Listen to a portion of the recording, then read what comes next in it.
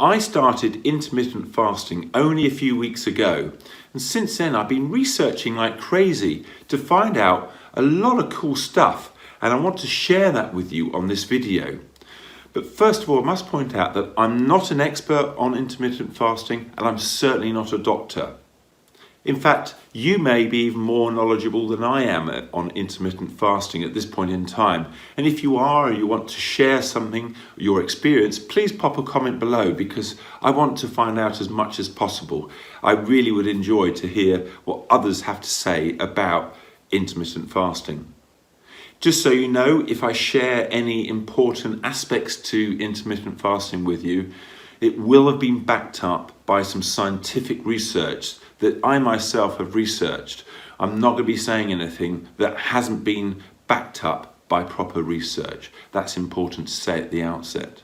The other important thing to say is that if you've got any medical condition, for example, you've got a heart condition, perhaps diabetes, or you're on any medication, I think it's only fair to say that if you are considering starting intermittent fasting, you should consult your doctor. Now, I didn't, because generally I'm healthy at this point in time, but perhaps it's a good point in time in this video to share with you why I'm doing what I'm doing. I've been on kind of a bit of a health life journey since I went through cancer a few years ago. And when you're hit with that message, the C word, well, I have to say that I burst into tears when I was first told about having cancer. It's a bit of a knock to you. I was given months to live. Had I not go through chemo, I wouldn't be sitting here talking to you. And during the time I had cancer, I had sepsis 3 times. I was in the resus department in Bournemouth Hospital, because I live near Bournemouth in the UK. And it was a tough time. There was a picture that my wife took of me when I was going through cancer, and when I look back on it, I look older than I do now. Now, as it happens, I'm approaching the big 6-0, and the older I get, the less life in theory I have, so I want to make sure that the rest of that life is good life. I want to extend my life as much as possible. And one of the good things about intermittent fasting is that there is scientifically backed research that says that mammalians that restrict their diet, i.e. fast for periods, it does something to inside their body. Their body reacts how it should react, and it is been proven to extend life or improve the way your body is. You know, having later life where you are so ill that you're not enjoying it. That's not a life. I want to have extend my life as far as possible, but to have a good, healthy life where I can be mobile, I can go and do things as I do now. Now, I know a lot of us, when we get older, we don't necessarily see ourselves as being old. We almost see ourselves as being the same as we ever were, but it's when you try to do something, you realise, well, perhaps now I am getting a bit older. Anyway, I'm digressing a little bit, but I thought it was worthwhile sharing with you why I'm on this journey and why I want to be healthier, because it's been proven that intermittent fasting can combat cancer. And for me, I never want to go through cancer again. It's a horrendous thing to go through. And if you are yourself someone that's gone through cancer, you will have that same experience that I went through. Chemotherapy is just the pits. It is horrible. And your body is piled with poison effectively, and it's poisoning you, and it's just horrendous. So what actually is intermittent fasting? That's the question. Now, I didn't know anything about it before, really. I mean, you heard the expression intermittent fasting. And what I thought it was to fast for a long period of time. In fact, I have a friend in Germany, which kind of sparked my idea off, that he used to fast for a whole month, once a year. And he was saying how it was really good to cleanse his body and so on. But you have to be very careful of doing prolonged periods of fasting, particularly as you get older. It's not a good thing. So I'm going to share with you two types of intermittent fasting. There's an intermittent fast where you have a fasting period and a non-fasting period, i.e. non-fasting when you're eating, during the same 24-hour period. Or you can look at a whole week whereby you restrict your calorie intake for a couple of days in that week, which is called the 5-2. So you eat normally for 5 days and then you effectively fast for 2 days. So I've chosen to use the 24-hour period of fasting and not fasting. So I'm actually using what's known as the 16-8. So I fast for 16 hours, which on the face of it sounds like a long time, but believe you me, you'll soon adapt. And then I eat for up to an 8-hour period. And there are certain things that you learn quite quickly when you start intermittent fasting. And I'm going to share a few of those experiences with you. I prefer that because a period, or research has shown that a period of more than 12 hours, your body starts to go into ketosis, or releases energy into your body through the process of ketones rather than as glucose from your liver. Now that sounds a bit scientific, and that's what I've learned so far. Now this is not what's called a keto diet. I mean, a lot of people have heard of the keto diet where you eat a lot of fat and you cut out carbs. It's nothing like that. It's a normal process within inside your body that starts to happen after about 12 hours. I'm doing a bit more research on what that means. And your body does a kind of a switch between using glucose as an energy source effectively while you're eating versus using ketones while you're fasting. And that has some sort of beneficial effect to your body, and that's important. The other type of fasting, which you may want to consider, is where you eat normally for 5 days and then you fast for those 2 days a week.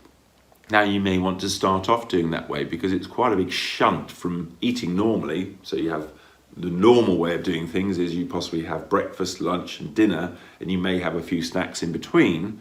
So your body doesn't get a rest from eating, and it's constantly what's called inflamed, which is not a good thing. Of course you've got to eat, but it's not a good thing. You may want to start out that way and maybe gradually switch to the 16-8, which in my opinion, and it's only opinion, is a better way to do it. The reason I didn't go for the 5-2 is that on the 5 days that you are effectively eating normally, you're not getting the benefits of the fast. You're not going into the repair mode that your body goes into when you have fasted for a while. And the important point for me is, apparently, according to research, is that your cells, or normal cells in your body, during a fasting period, they go into a repair mode, and that's very good for them. Now, interestingly, cancer cells don't go into the same repair mode, and that's possibly behind why intermittent fasting is a combatant of cancer. Now, be very careful. If you've got cancer, and if you're going through any form of chemotherapy or any sort of radiotherapy or what have you, don't think necessarily that intermittent fasting is going to cure you. Make sure you speak to doctors. However, I was reading some really interesting research, and I've just been a bit like a sponge. So I was reading some really interesting research that says that they have found out that certain patients, when they are going through chemotherapy, they had 2 test groups. One test group was doing intermittent fasting alongside chemotherapy, and the other test group wasn't.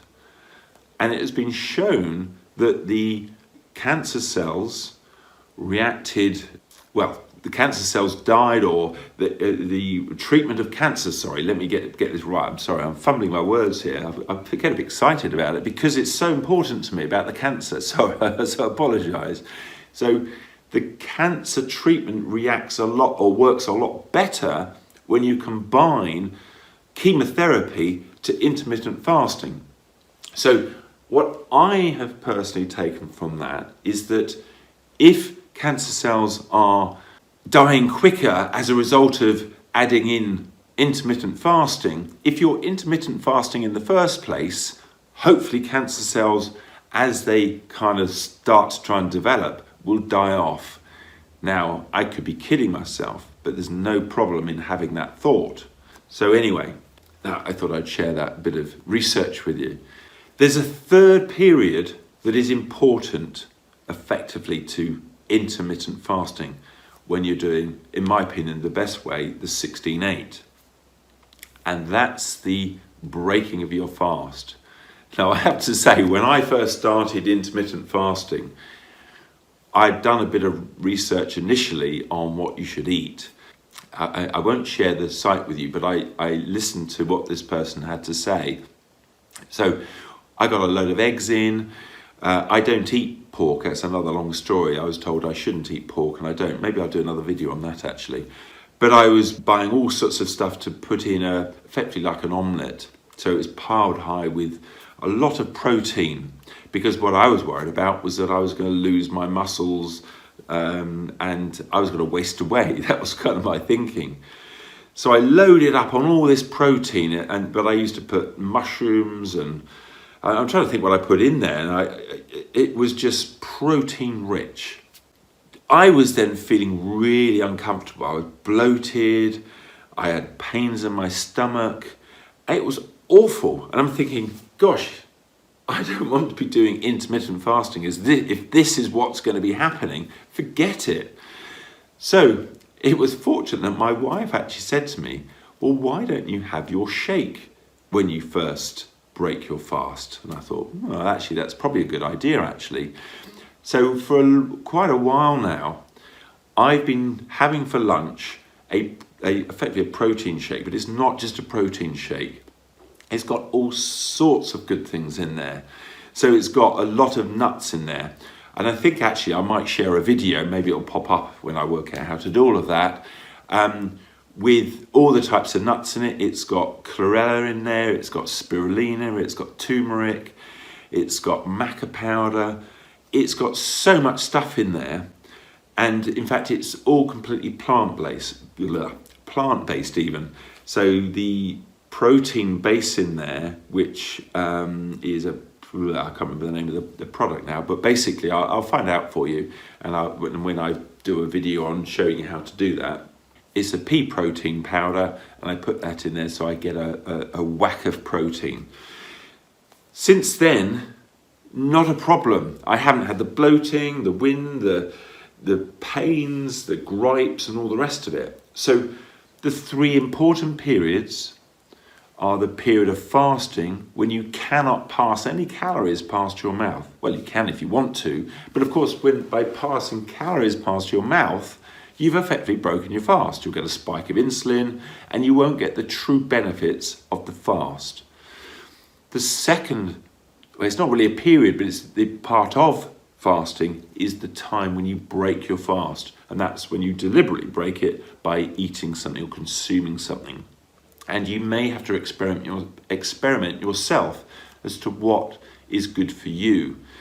But it's important that what you put into your body at the point of breaking your fast, from what I've found out, is that that's probably a very important meal, because your body will be hungry, it will be looking for sustenance. So if, for example, you ate a load of donuts, that's probably not the best thing to do to break your fast. Finding some very good protein, nuts are a very good source of carbs and various other things. So you're putting a few carbs in, but good carbs, and protein. that will nourish your body in the right way, plus a load of other bits and pieces that I've mentioned before. Okra I put in now as well, and avocado. I eat avocado every single day. I just have a few bits of it. I chop it up actually and I stick it in the freezer, and then I put that in the shake. Now I've gone on probably a little bit too long about the shake, but I think it's very important to realise, or certainly what I've found out from my bad experience, is that very first meal is very important. Now the other interesting thing that I found out is that you've got quite a small window now of when you eat. So normally I used to wake up, well, I still wake up very early. In fact, I woke up at 6 o'clock this morning to do this first video because I was quite excited. And I normally have breakfast being I'm awake. So if I'm awake at 6, which it was this morning, if I'm awake at 7 or whatever time it is, I'm immediately hungry and I want to eat. So if that's you, then you're the same as me and you'll have to adapt. So you have the first meal in the morning. So I would snack because I learned or I heard that it's good to snack during the day. Well, actually that goes out the window.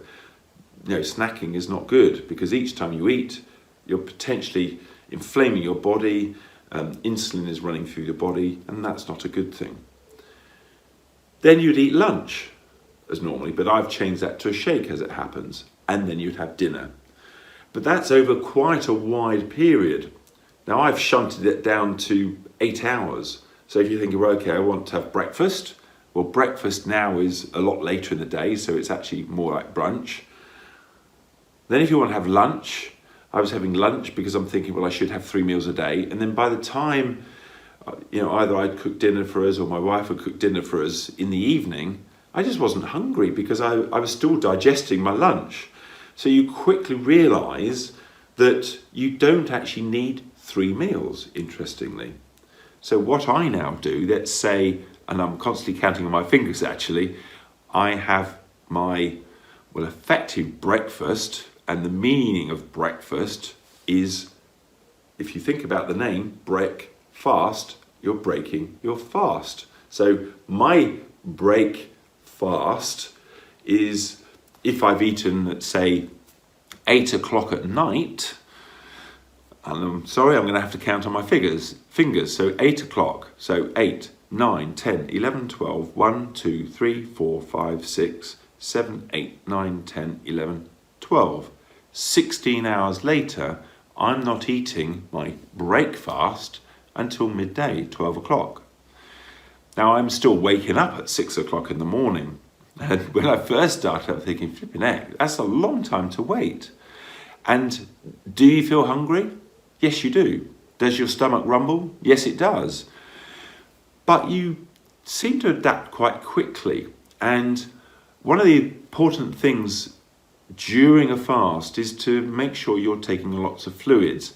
I mean, the argument is that you should have fluids anyway, but it helps to cleanse your body. So I am drinking more fluids, and by constantly topping your stomach up with any fluid, whether it's water, actually not any fluid, because you've got to be careful. If you drink milk or you have creamer in your coffee, you've broken your fast. So when I say any fluid, I mean any non-calorific fluid. So I do have a black coffee in the morning, and that tends to sort of, I don't know, it has quite a nice effect actually. I'm finding it's quite good to have coffee, whereas I'd stopped kind of drinking coffee before, and I've now started to drink a little bit more. I'm going to research into whether that's good, because I was told to cut down on coffee, me personally. And caffeine isn't a bad thing. It's actually okay to have in your body as a drug, if you want to call it a drug. But I drink a lot more water. So yes, when you wake up, and if you were like me and you had breakfast as soon as you woke up, you're going to have to wait. You kind of then have to sort of arrange your day around your fast versus your when you've broken your fast and you're eating. And you can kind of work that out. So if, for example, you don't want to be being a boring faster that, you're so regimented that you can't break out of that. And what I've learned so far is that if, for example, you've booked to go out with friends, or you're going out with your partner, or whatever you're going to be doing to go out for dinner, and you're booked it a bit later, let's say in my case of 8 o'clock, then what I tend to do is I break my fast a bit later, so that I'm still then keeping the same window of eating. Of course, by the later you eat, I normally try and eat by about 7 o'clock if I can, but if I'm going out, you tend to eat a bit later, but I normally try and eat by 7. By pushing the fast, the window of eating later, it means that the following day, you're breaking your fast later. So sometimes I'm not breaking my fast till 12:30, 1 o'clock. Now that seems quite late to have breakfast, or you're breaking fast, but it's what it is, and I've kind of learned how to do that.